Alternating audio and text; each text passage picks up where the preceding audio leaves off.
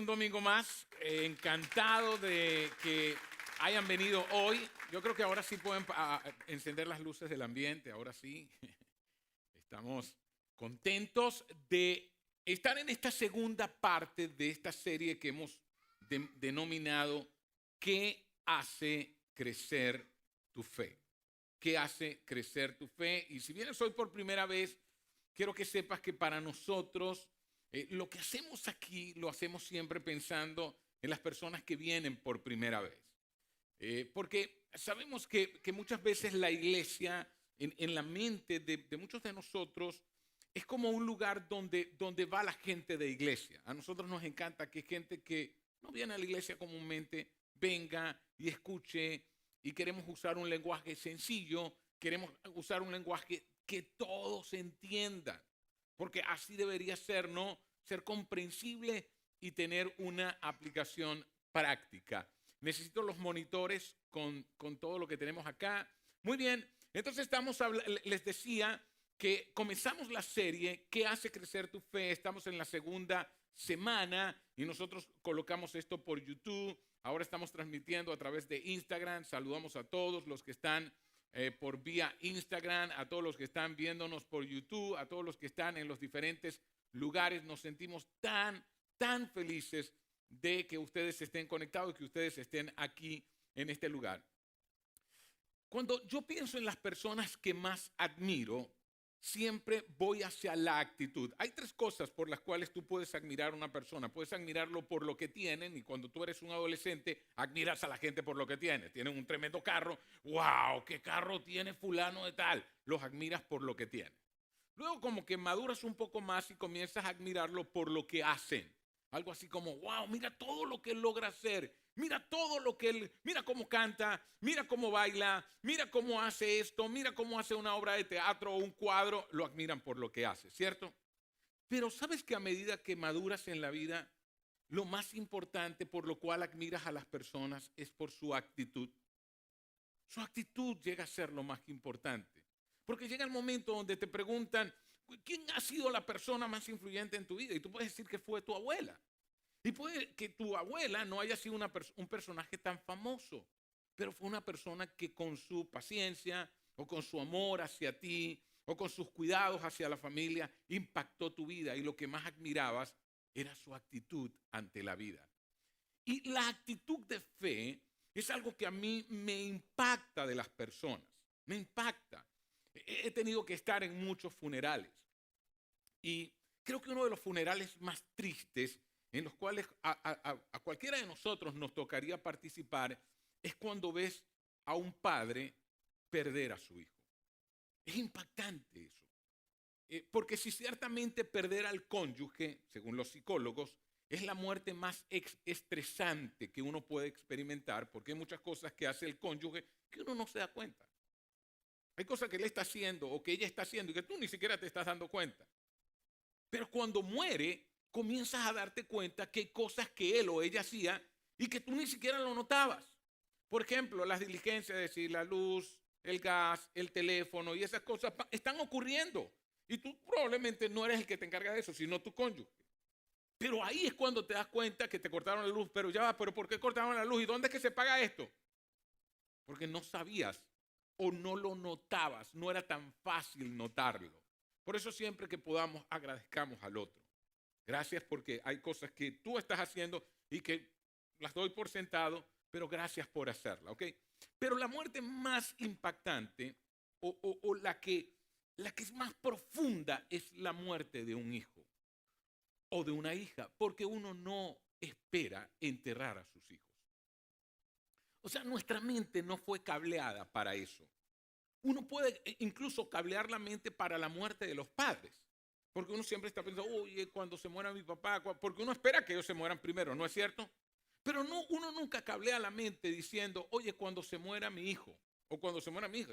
Eso. Es más, pensar en eso casi que es un pensamiento horrible que viene a nuestra mente, ¿no es cierto? Es muy incómodo pensar que a mí se me pueda morir un hijo o una hija, y quienes han experimentado eso, es un dolor muy profundo, muy difícil de superar. Así que yo he estado ayudando a muchos matrimonios, a muchas madres, a muchos padres que se les ha muerto un hijo. Sí, por ese oficio pastoral que tengo. ¿Y a quiénes admiro? Aquellos que pasan por el camino del luto y por el camino del luto llegan al camino de la fe. Se convierten en personas de una fe inquebrantable. Pero no todos terminan de esa manera. Muchos terminan resentidos con Dios. ¿Qué hace que una persona salga del camino del luto con una fe increíble y que haga que el otro termine con un resentimiento increíble hacia la vida o hacia otros? ¿Dónde estuvo la diferencia en el proceso? ¿Qué hizo al proceso diferente? ¿Cómo sería tu vida si tuvieses una fe maravillosa? ¿Qué cambiaría en tu vida? Porque admiramos a las personas de fe. ¿Cómo sería el mejor tú siendo un hombre de fe? Siendo una mujer de fe. Por eso yo pienso que el mejor modelo de ayudar a la gente a crecer en su fe en un ambiente como este, o el mejor modelo de discipulado, es ayudar a la gente a desarrollar una fe inquebrantable, una fe poderosa, a crecer en la fe. Y eso es parte, y eso es nuestra misión, guiar a las personas a una relación íntima y creciente con Jesús. Esa es nuestra misión, ¿lo sabían? ¿Cuál es la misión de Global? Guiar a las personas, dirigir a las personas a una relación íntima y creciente con Jesús. Es lo que más nosotros anhelamos. Yo les decía la semana pasada que la división entre Dios y el hombre, más que un asunto de desobediencia, es uno de confianza y de fe. Escúchame, yo colgué esto por las redes, hice un pequeño video y siempre salen los que están en la teología, ¿no? Y yo hablaba acerca de la desobediencia y yo decía que comúnmente desobedecemos cuando no confiamos. En otras palabras, piensen en la caída, Adán y Eva siendo tentados por la serpiente. Y escucha, puede que tú creas en esto o que no creas. Y el punto es que eso no es lo que hoy quiero discutir, ¿ok? Porque yo voy al cine y yo no creo que Nemo existió. Yo no creo que los personajes de Toy Story existieron. Yo no creo que eso, pero yo puedo salir de una película de esas y tener una gran enseñanza para mi vida. ¿No lo creen ustedes? Entonces, el problema para muchos es que si no creen un evento bíblico que aparece dentro de los libros de la Biblia, entonces dicen, no, como yo no creo en eso, no voy a recibir ninguna enseñanza. No. Mira, yo creo firmemente en eso. Y te voy a decir por qué. Porque yo soy loco por Jesús, ¿ok? Y Jesús habló de Adán y Eva como personas reales y como un evento real. Y si alguien que murió, resucitó y ascendió a los cielos, siendo visto por más de 500 testigos, dice que Adán y Eva existieron. Mira, yo no pondría en duda eso. Yo no pondría en duda eso. Jesús habló de Adán y Eva como personajes reales, así que no lo cuestiono. Pero si tú no lo crees, miremos la enseñanza que hay detrás, ¿ok? Miremos la enseñanza que hay detrás del asunto.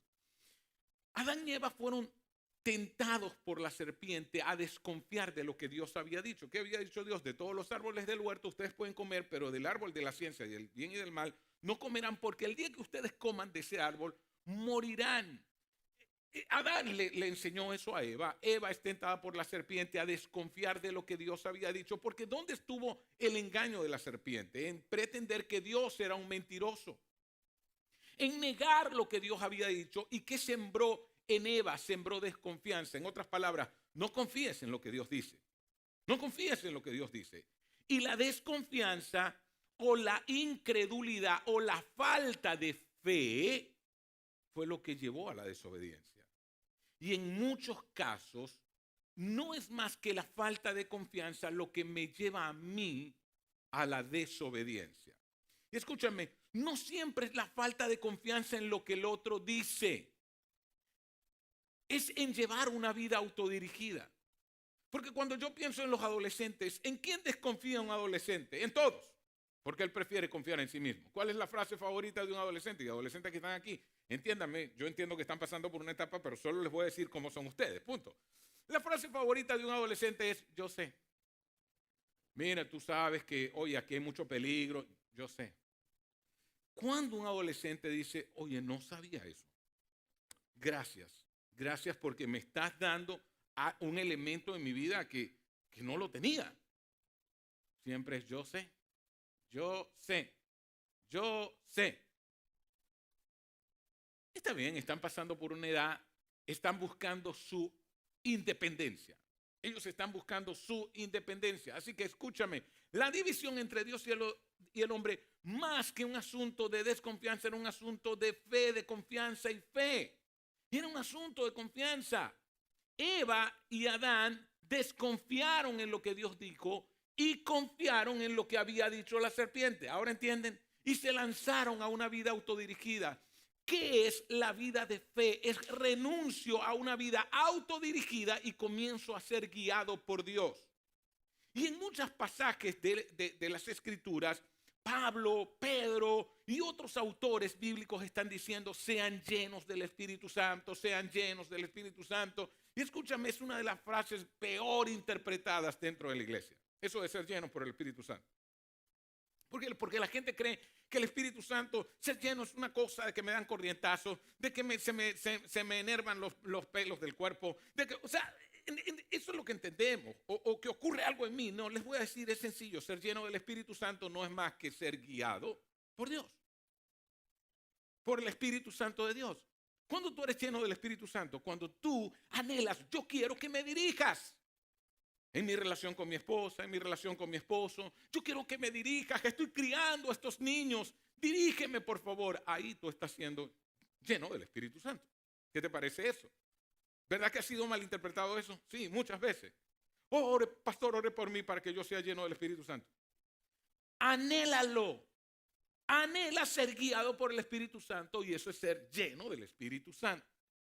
Entonces les decía, no todo el tiempo la desobediencia tiene que ver con que yo no estoy confiando en otro. No, la desobediencia tiene que ver en que no estoy confiando en Dios y confío más en mí que en Dios. Autosuficiencia. Autosuficiencia, que es la fe. Es la muerte a la autosuficiencia.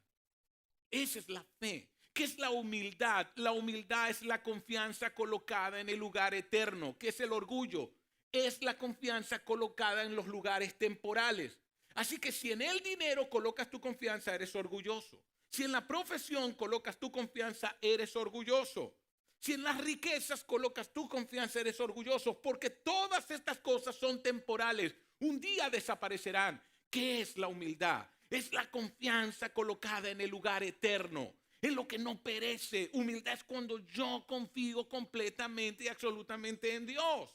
Así que entendemos esta frase, la división entre Dios y el hombre, más que un asunto de desobediencia, es un asunto de ¿qué? De confianza, de confianza y fe. Si desconfío, el resultado va a ser la desobediencia. El resultado va a ser la autosuficiencia y la autosuficiencia también conduce ¿a qué? A la desobediencia. Todo te lleva a la desobediencia. El niño, ¿por qué el niño desobedece? Porque cree que lo que... recuerda, el niño es egocéntrico. Y eso es algo que nos cuesta reconocer, que los niños, sí, su inocencia, su ternura, qué bellos son. Sí, pero son egocéntricos, ¿sí o no? ¿Ustedes han visto cuando a un niño le nace un hermanito? Los celos renacen. Surge. Así que el niño está diciendo, atiéndeme, yo soy el centro del universo. Y eso produce entonces desobediencia. Así que les enseñamos, oye mi palabra, oye mi voz. Qué malo es cuando un niño sale corriendo, uno, para. Para nada. Aquí voy yo, ¿sí o no? Así que tienes que enseñarle a mi voz, tú obedeces. ¿Sí o no? Algunos fracasaron en eso. 20 años nunca te obedeció. Bueno, ya ese es otro tema. ¿Qué más tenemos? La fe o confianza se halla en el centro mismo de toda relación saludable. Según vaya la confianza, así irá ¿qué? La relación. Así que confianza se halla en el centro de la relación matrimonial. Cuando yo confío en Yesenia y Yesenia confía en mí, la relación es saludable. ¿Puedo amar a alguien en quien no confío? Sí. Se los he dicho, yo puedo amar a alguien en quien no confío. Un ejemplo, amamos a nuestros hijos, pero no sabríamos si le daríamos la llave del automóvil. Lo ama, aunque no confía. Amamos a nuestros hijos, pero hay cosas en las cuales un momento, no, eso no te lo puedo confiar. Entonces, sí, yo puedo amar a alguien en quien no confío, pero una relación que crece solo puede crecer con la confianza como ingrediente. Las grandes relaciones son relaciones de confianza. Por eso, cuando nuestros hijos crecen, llegamos a confiar, vamos entregándoles confianza. Y escúchame, a medida que entrego libertad, demando responsabilidad. No hay amor sin libertad y no hay libertad sin responsabilidad. Por eso el joven que quiere ser libre, quiero ser libre. Paga tus cuentas, paga tu teléfono, paga tu luz, réntate una casa. Hijo, eres libre. Ya. Porque la libertad demanda ¿qué? Responsabilidad. No hay duda de eso. Entonces, comprendamos. La fe o confianza se hallan en el centro mismo de toda relación saludable. Según vaya la confianza, así irá ¿qué? La relación. ¿Cómo es tu relación con Dios? Es de fe. Y escúchame. Les decía, la palabra con la cual se escribió fe en el griego, que fue el idioma en que escribieron los autores del Nuevo Testamento, Mateo, Marcos, Lucas, Juan, Pedro, Pablo, en fin, ellos escribieron en el idioma griego, porque Grecia en ese momento era el imperio de la tierra. Vinieron los romanos, pero siguieron adoptando el idioma griego. Luego fue que vino el latín. Pero entendamos algo. La palabra con la cual se escribió fe es la palabra pistis. Pistis. Ahora, pistis se escribía fe y pistis se escribía confianza. Todo dependía del concepto, pero era la misma palabra. Somos nosotros, los hispanos, que hemos adoptado la palabra fe para Dios y confianza para la gente. Pero cuando yo hablo de fe, ¿qué estoy hablando? Hablo acerca de confiar en la fidelidad, el carácter y las promesas de Dios. Eso es fe. Tiene que ver con confianza. ¿Cómo yo puedo crecer en mi relación con Dios? Cuando aumenta mi confianza en Él. ¿En qué? En sus promesas, en su carácter, en su palabra. Cuando yo confío en eso, entonces mi fe crece. Entonces veamos, ¿qué dijo Pablo, el que persiguió la iglesia y luego entonces se convierte al cristianismo y se vuelve un hombre que levantó muchas iglesias? Y Pablo le escribe a los romanos y en Romanos 1:17 dice, de hecho, en el evangelio, ¿y qué es el evangelio? Las buenas noticias que Jesús vino a traer a la humanidad. Se revela la justicia. ¿Cuál justicia? El justo por los injustos. Esa es la justicia de Dios. Que hubo un justo que murió por todos nosotros los injustos. Se revela la justicia que proviene de quién, de Dios. ¿De quién vino el regalo de la salvación? De Dios. La cual es por fe, de principio a fin. Todo esto se trata de fe. Desde la cuna hasta la tumba hay todo un examen que se va a hacer en tu vida. Un día llegaremos delante de Dios y les diré qué se va a evaluar. Delante de la presencia de Dios solo hay una materia. La materia se llama fe. La materia se llama confianza. La materia es cuánto confiaste en mí. Cuánto confiaste en esa promesa que decía, Dios dispone todas las cosas para el bien de aquellos que le aman. ¿Tú creíste en eso?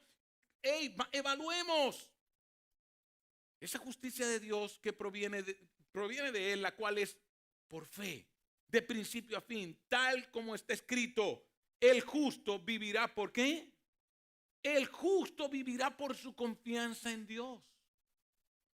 ¿Cómo sería tu vida si te convirtieras en alguien que tiene plena, absoluta confianza en Dios? Que no importa la prueba que esté pasando, el dolor que esté pasando, el trance que esté pasando, la situación que esté pasando. Mateo, que siguió la vida de Jesús, era uno de sus discípulos, un recaudador de impuestos que se convierte a Jesús. Y luego que Jesús asciende a los cielos, él registra su historia. Y en Mateo 8:6, entonces se nos dice, adelante, tenemos 5 catalizadores de la fe. 5 catalizadores de la fe. Y hoy yo quiero hablar de uno de ellos. Son las circunstancias cruciales. Y miremos las circunstancias a través de las cuales Dios te va a ayudar a crecer en su fe. En otras palabras, hay 5 cosas que van a explotar fe en tu vida, generar fe en tu vida rápido. Dios las va a usar, pero depende de mí entenderlas y aprovecharlas al máximo. 1, las circunstancias cruciales. Dios, relaciones providenciales. 3, aplicación de la enseñanza. En otras palabras, la aplicación lo es todo. 5, disciplinas privadas. 4, disciplinas privadas y 5, ministerio personal. Entonces, yo hoy quiero hablar de la primera. Y la próxima semana voy a hablar sobre las relaciones providenciales. Así que ustedes no se pueden perder eso, porque estas son las que hace Dios y las últimas 3 las que dependen de nosotros. Así como Dios usa entonces las circunstancias. ¿Cómo Dios usa las circunstancias para hacer que nuestra fe crezca? Ya que las experiencias en la vida nos van a llevar a crecer en la fe. Y escúchame, yo entiendo que hay disciplinas privadas, y lo vamos a hablar luego. Leer la Biblia, orar, reunirnos, porque Dios crea esa relación con Él, pero también crea esa relación de unos con otros, que es la iglesia. Escúchame, la iglesia no nos la inventamos nosotros. Jesucristo dijo, yo edificaré mi iglesia. Y un cristiano sin una familia iglesia es un huérfano. ¿Ok?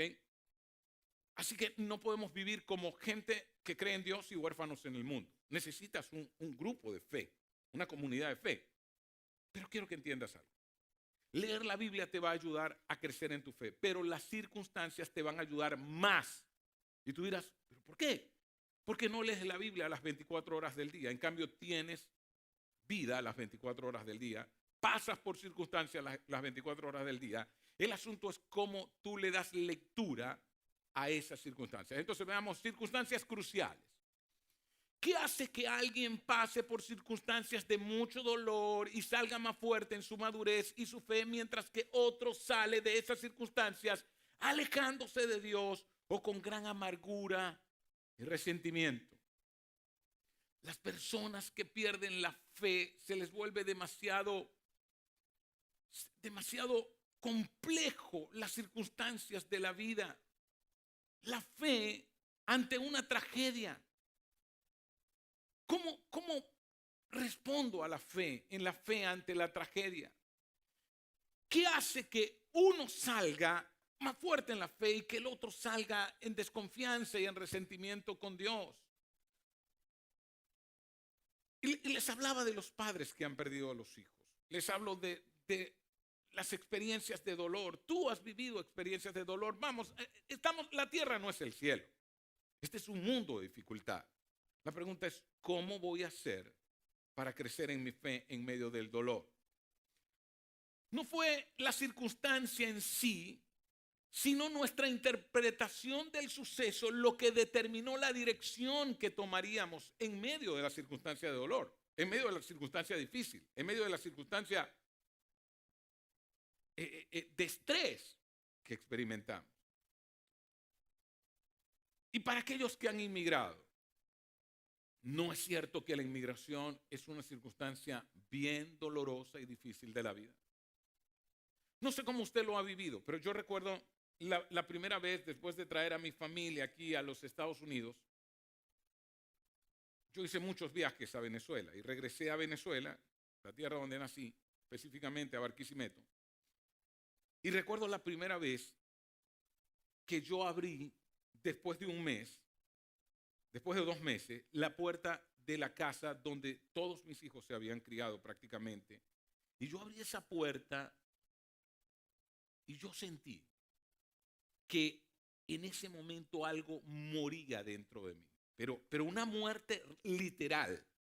Vamos, yo no soy tan sentimental como muchos, ¿ok? Pero esto era algo que parecía que una mano había agarrado mi corazón y lo había estrujado con todas sus fuerzas.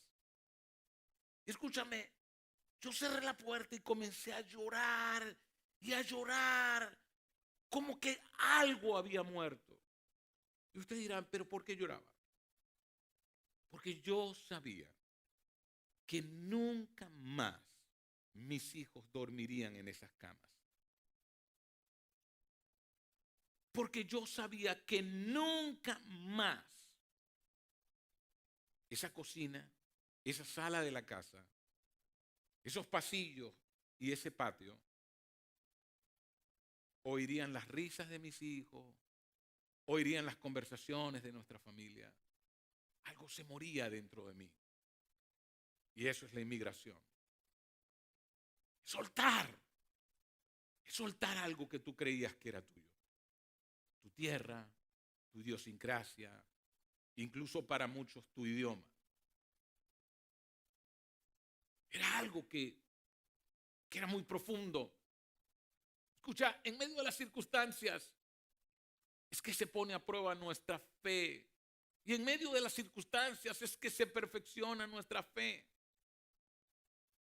Y cuando yo veo a Pablo hablando acerca de las circunstancias y las conecta con el crecimiento en la fe, Pablo interpreta todo el dolor, la persecución, la presión que tuvo que sufrir como en su obra misionera por Asia.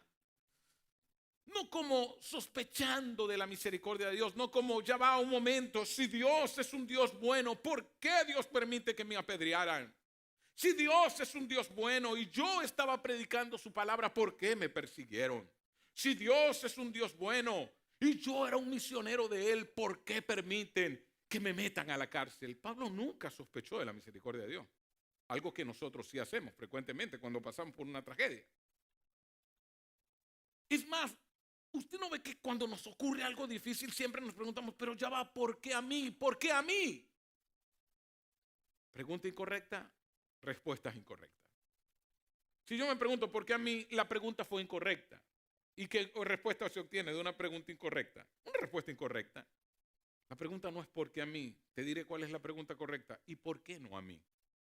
Soy un hombre que vive en una tierra de dolor, que vive en un lugar de sufrimiento. ¿Quién nos dijo que la tierra es el cielo?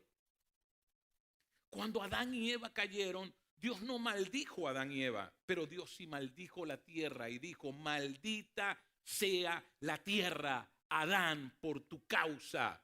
Crecerán espinos, abrojos. Trabajarás con el sudor de tu frente. La mujer parirá con dolor. ¿Qué es lo que Dios está diciendo? Van a vivir en una tierra de dolor. Por eso los cristianos, cuando hay tsunamis, terremotos, desgracias en el mundo, no se preguntan ¿dónde está Dios? No, los cristianos ya saben la respuesta. Vivimos en un mundo de dolor. La tierra no es el cielo. Si la tierra fuera el cielo, Jesús no hubiese prometido, voy a preparar un lugar para ustedes, para que donde yo esté, ustedes también estén. Jesús está preparando un lugar para aquellos que confían en Él, y aunque atraviesen el mundo de dolor, un día saldremos airosos y diremos, vencimos en Cristo Jesús. Vencimos. Y vean lo que Pablo nos dice en 2 de Corintios, escribiendo en los Corintios, capítulo 1, verso 8 al 10, él dice, estábamos tan agobiados, bajo tanta presión, que hasta perdimos la esperanza de salir con vida. Imagínense cuando alguien pierde la esperanza de salir con vida de una situación difícil. Cuando alguien dice, hasta aquí llegamos. E incluso me imagino que se habrá despedido con quien estaba, muchacho, hasta aquí llegamos. Dios hasta aquí nos llevó. Pero eso sucedió para que no confiáramos en ¿quién? En nosotros mismos. ¿Qué es la fe? Fe es renunciar a la autosuficiencia. Fe es abandonar la vida autodirigida. Escúchenme, por favor. Todos ustedes que dicen ser creyentes, Y si es primera vez que vienes y si tú no vas a una iglesia frecuentemente, quizá esta parte no es contigo, pero si tú dices que eres cristiano, escúchame un momento. No existen cristianos con vidas autodirigidas. Dios no creó al cristiano para la independencia. Sí, yo soy cristiano, pero yo me guío mi vida y yo hago con mi vida lo que sea y con mi vida que nadie se meta. No, no eres entonces alguien que ha nacido de nuevo. Y te diré por qué. Porque en la vida cristiana no existe la independencia. Existe la interdependencia. Se repite más de 40 veces las frases unos a otros, unos a otros, unos a otros. ¿Y sabe qué está diciendo Pablo cuando dice unos a otros? Pedro cuando dice unos a otros. Juan cuando dice unos a otros está diciendo no vivan vidas autodirigidas. No nacieron para llevar una vida autodirigida. Nacieron para ser miembros de un cuerpo. Y si un miembro de mi cuerpo hace lo que quiere, si mi mano hace lo que quiera. ¿Recuerdan la mano? Creo de los Monsters, ¿no? De la familia Adam, la mano, ¿la recuerdan? La mano hacía lo que quería. La mano iba por todos lados. Mano, ven acá, mano. Imagina que usted tenga la mano de la familia de los Adams. Si su mano hace lo que quiere, usted tiene que ir al médico, ¿sí o no? Y si un miembro del cuerpo de la iglesia local, porque cada cristiano debe ser miembro de una iglesia local. Otro absurdo. ¿A qué iglesia va? No, yo pertenezco a la iglesia universal. Todo soldado debe tener un batallón. Todo músico debería tener una orquesta. Toda abeja debería tener un panal. Imaginen una abeja. ¿De qué panal usted? No, de todos los panales de la tierra. ¿A dónde produces miel? Aunque yo iba a la casa de mis tíos, yo tenía un hogar donde estaba papá y mamá y mis hermanos. Y existen muchas iglesias, es verdad, pero tú debes decir, aquí en esta familia de fe yo voy a servir. Aquí en esta familia de fe yo voy a hacer mi vida cristiana. Hay más de 40 mandamientos en la Biblia que no se pueden cumplir a menos que tú digas, yo elijo que esta va a ser mi familia de fe. ¿Sabías eso? Yo no sé si estoy hablando muy duro, pero entienda, la vida cristiana es una vida de interdependencia. Este mundo exalta la total independencia. No, sal de allí, porque la vida de fe no es esa vida de fe. Primero es dependencia de Dios. Segundo, dependencia del cuerpo de Cristo. ¿Qué le parece? Porque el cuerpo de Cristo no lo estoy inventando yo. Jesús dijo, yo edificaré mi iglesia. Pablo le escribió a iglesias locales. Juan en el Apocalipsis le escribe a iglesias locales. Tú deberías tener una iglesia local. Yo debería tener una familia de fe local. Solo así se experimenta el crecimiento en la fe. Escúchame, Pablo está diciendo, Él nos libró y seguirá librándonos. Pablo no se resintió con Dios, no está diciendo, confiábamos, porque esto sucedió para que no confiáramos en nosotros mismos, sino en Dios. Él nos libró y seguirá librándonos. Él no está diciendo, oh, mire, perdimos la esperanza que en vida. Yo sospecho que Dios se olvidó de nosotros. ¿Dice eso Pablo? Pero en medio del dolor no es cierto que uno comienza como a dudar de la fidelidad y del amor de Dios. En un mundo de dolor solo vas a ver la fidelidad de Dios cuando experimentas el dolor. Son las pruebas las que muestran cuán fiel es Dios. Es más, si en medio de una prueba difícil llegara a morir, solo sé una cosa, que el que esté en Cristo, aunque esté muerto, vivirá. Esa es la confianza del creyente. El creyente confía tanto en Dios que sabe que la muerte no es el fin.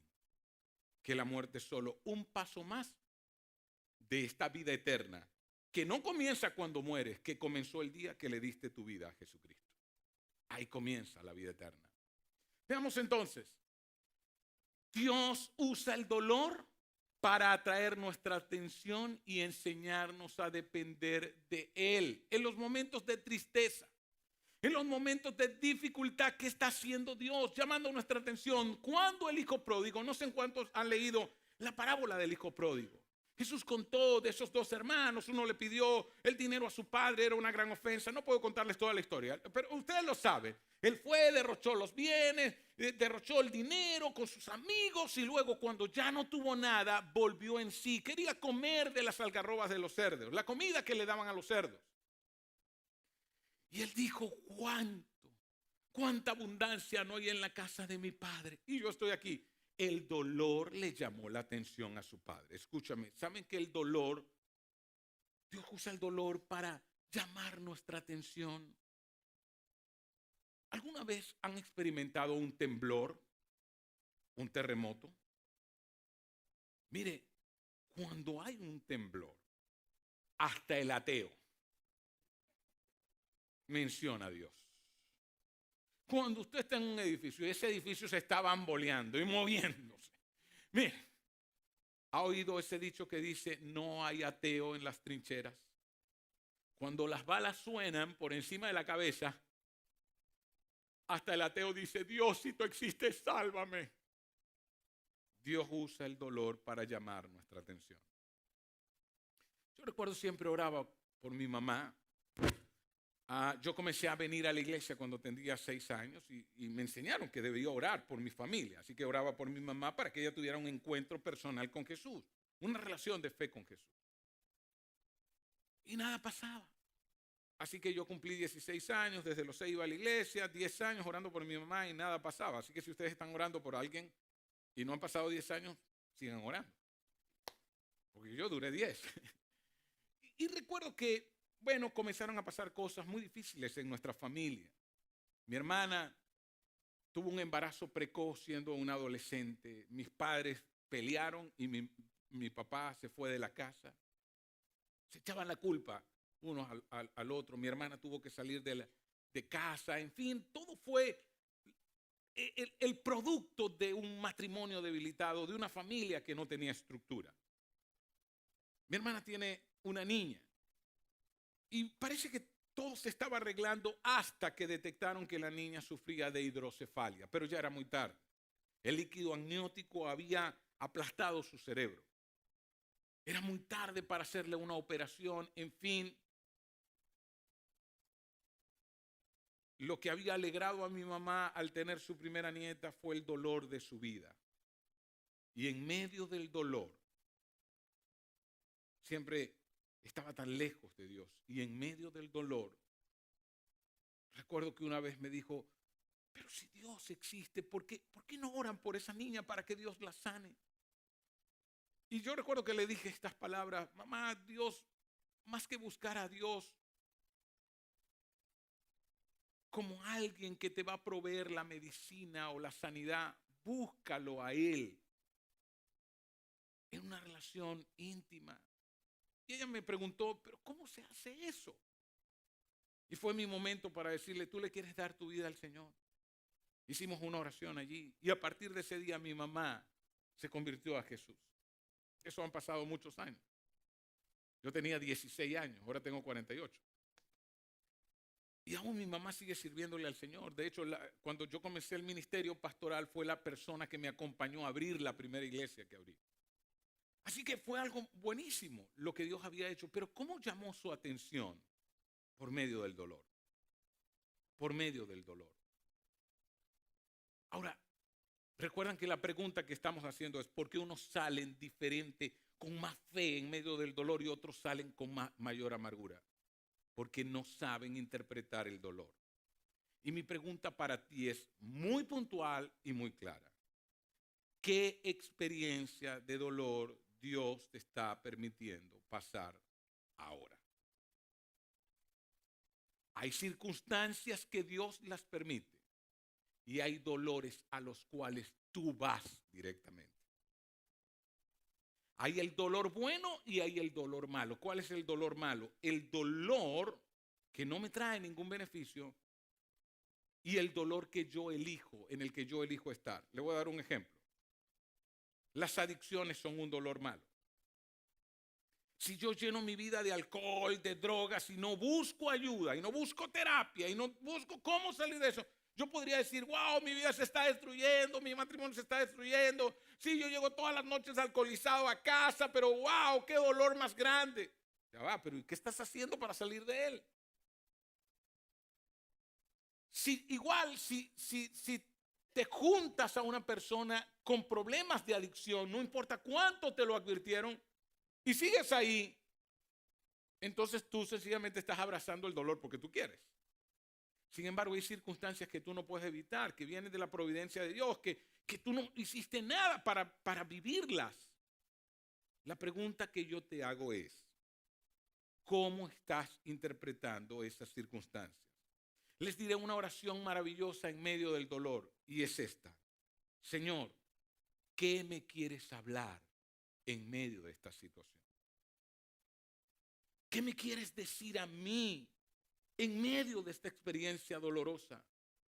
Escuchen los que están viviendo dolores por seguir en el pecado, por seguir en ese algo que Dios te ha dicho, sal de ahí. Porque Salomón dice, el avisado, el prudente ve el mal y se aparta. Y si ya tuviste el mal, pero sigues corriendo hacia el mal, ese dolor es un dolor malo, un dolor que tú mismo te estás produciendo. Pero si es un dolor que sencillamente te tocó vivir la muerte de un familiar, una dificultad, te botaron del trabajo, en fin, lo que haya sido, en lo cual ocurrió. En medio de ese dolor, una buena oración es, Señor, ¿qué me quieres enseñar con esto? Ve que es diferente esa oración a la oración que dice, ¿por qué a mí? ¿Y quién eres tú para que no te ocurran cosas malas? ¿Y quién eres tú para que no te ocurran cosas dolorosas? ¿Y quién eres tú para que no te ocurran cosas difíciles? Si vives en un mundo de dolor, espera el dolor. ¿No es cierto que el dolor o ya pasó, o lo estás viviendo, o está por venir? ¿Quién no va a vivir aquí una situación de dolor? ¿Quién no va a tener que despedir a un familiar que muera? ¿Quién no va a tener que pasar por una enfermedad? ¿Quién no va a tener que pasar por una situación difícil? Algunos más preparados que otros. La pregunta es, ¿cómo vas a interpretar el dolor cuando venga a tu vida? Santiago, el hermano de Jesús, lo dice, hermanos míos, considérense muy dichosos cuando tengan que enfrentar con diversas pruebas, pues ya saben que la prueba de su fe produce constancia, que se puede traducir como resistencia, que se puede traducir como una vida más fuerte. ¿Y qué está diciendo? Muy dichosos, dichosos cuando tengan que enfrentarse con diversas pruebas. Dichoso. Santiago está loco. ¿Cómo que dichoso? ¿Acaso somos masoquistas? Sí, él dice dichoso. ¿Por qué? Santiago lo que está diciendo es, miren el resultado. Dios va a llamar tu atención y tú te vas a volver menos autosuficiente. ¿Y no es cierto que el niño nace con las manos cerradas y el hombre muere con las manos abiertas? ¿Cuánto tiempo nos cuesta a nosotros entender que nada nos pertenece? Que todo es de Él. Pero que lo más importante que es de Él es tu vida. Y las circunstancias te ayudan a salir de la vida autosuficiente. Comenzar a vivir una vida interdependiente con Dios y con su iglesia. Y dice, pues ya saben que la prueba de su fe produce constancia. Produce esa resistencia que ustedes están necesitando. Y sigue diciendo, y la constancia debe llevar a feliz término la obra para que sean perfectos e íntegros, sin que le falte nada. ¿Cómo Dios va a perfeccionar mi vida? Cuando yo interpreto correctamente el dolor. Cuando yo pregunto, Señor, en medio de este dolor, ¿qué me estás enseñando? ¿Qué me estás enseñando? ¿Qué área de mi vida aún no te he entregado? ¿En qué área de mi vida aún yo me estoy aferrando? ¿En qué área de mi vida aún yo estoy siendo tan autosuficiente? Es una buena pregunta. Así que yo quiero que te vayas con esto en tu corazón y que lo apliques de manera práctica. Escúchame, de nada vale todo lo que he hablado. Si salen por esa puerta y olvidan todo y no comienzan a aplicar durante esta semana lo que hoy hemos hablado. Es más, ¿cuándo lo vas a aplicar? ya. Ya. Los buenos alumnos aplican las cosas ya, porque saben que si no las aplican se les olvida. ¿Qué circunstancias estás experimentando en tu vida que te pueden hacer más dependiente de Dios? ¿Qué circunstancias? Piensa, ¿en qué debería ser más dependiente de Dios? ¿En qué debería depender más de la iglesia de Jesucristo? ¿En qué debería volverme más interdependiente? ¿Cómo estás respondiendo a esas circunstancias? Así que quiero que te hagas la pregunta personal. ¿Qué circunstancias está permitiendo Dios en mí? ¿Qué es lo que más me duele en este momento? ¿Por qué es lo que más estoy llorando? ¿Por qué es lo que más estoy sufriendo? ¿Por qué es lo que más yo estoy sintiéndome abrumado? ¿Cómo estás respondiendo a esas circunstancias? ¿Recuerdan la oración? Señor, ¿qué me quieres enseñar en medio de esta experiencia de dolor? ¿Cómo estás respondiendo a esas circunstancias? Escucha, Él quiere hacer algo en tu vida y va a usar el dolor. Así que yo quiero que ahí donde están podrían colocarse en pie y permitirme orar por cada uno de ustedes, por favor. Quiero que cierres tus ojos. Escucha, cerrar los ojos no es porque sea algo místico o algo mágico, no. Cerrar los ojos para que te concentres. Siempre me gusta recordarme a mí mismo que cuando cierro los ojos, dejo de enfocarme en lo que está afuera y comienzo a mirar hacia adentro. Y creo que este fue un momento para mirar hacia adentro. Y quiero que honestamente te contestes esta pregunta, no a mí, sino a ti mismo. Contéstate esta pregunta a ti, por favor. ¿Qué está produciendo dolor en tu vida? Hazte esa pregunta.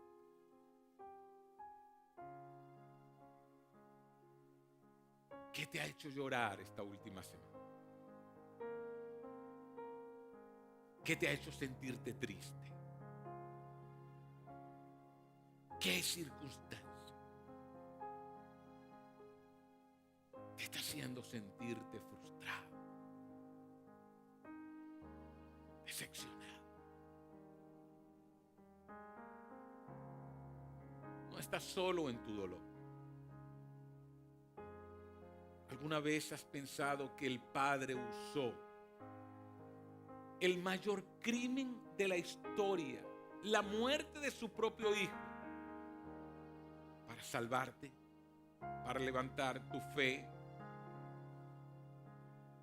Porque si el Padre no dejó a su Hijo en la tumba, sino que le dio vida y lo levantó de entre los muertos y lo ascendió a los cielos y promete que un día regresará por nosotros, ¿acaso no va a usar tu sufrimiento para sacar algo poderoso de esto si tú se lo permites?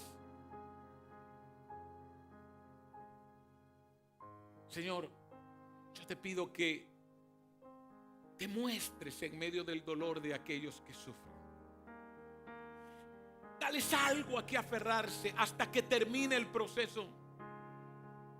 Que no veamos que nos haces algo a nosotros, sino que haces algo en nosotros. Señor, que hoy aprenda a preguntar en medio de mis experiencias de dolor, Dios, ¿qué quieres enseñarme a través de esto? Creemos que tú eres la resurrección y la vida. Señor, enséñanos a tener una correcta lectura de la realidad, una correcta interpretación de los momentos difíciles de nuestra vida.